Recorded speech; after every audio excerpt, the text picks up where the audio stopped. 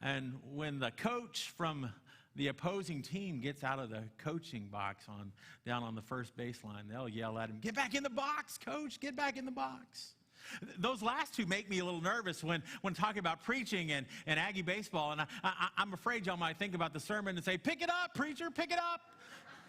Or I'm not in the pulpit, "Get back in the box, preacher, get back in the box." That's life at Olson Field. That's life of Aggie baseball. You can understand my hesitancy a little bit referring to some of those times. However, one of the games that I remember, one of the games that I went to that was just way too much fun, the Aggies were behind 3-1 in the ninth inning. They had tied it up in heroic fashion, and now they had to figure out how to get this thing across the finish line.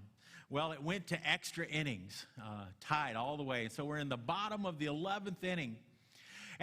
And the only player that I knew personally on the team was a kid from my youth group at Klein from years before. His name was Blake Rampy.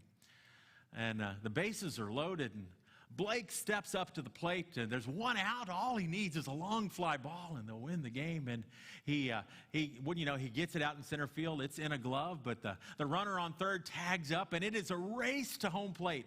Who will get there first?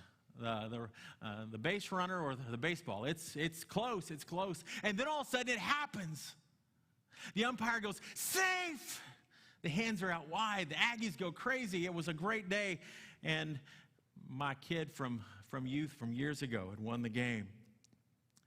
Now, I've got to confess, folks, generally I'm not a big fan of the umpire. But that night was an exception. I started to think, what if I had an umpire to follow me around in all the paces of life? And in those times when it gets close and when the stress begins to mount, what if his arms would just fly out and say, "He's safe.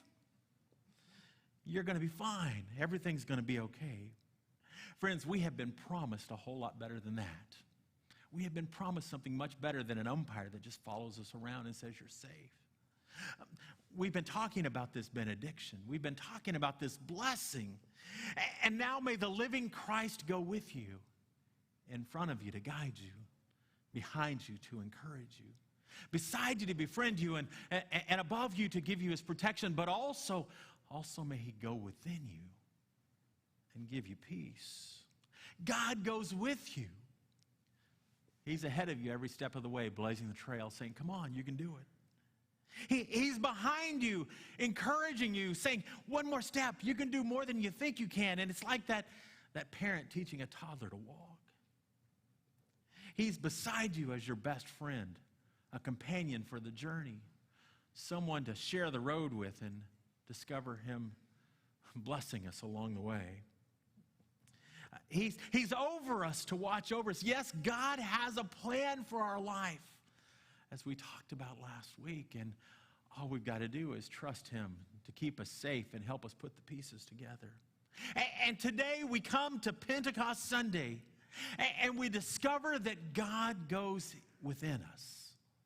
That's right, the Spirit of God takes up residence in my life and yours. Why? So that we can discover the peace of God no matter what life throws at us.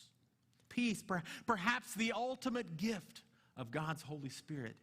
He calls out boldly for you and for all of the world to hear, "He's safe. You're going to be just fine." And the peace begins to build up within inside of us. Listen to what Paul writes about that peace when he's writing to the Colossian church. He says this, hear it again, the word of the Lord. And let the peace that comes from Christ rule in your hearts.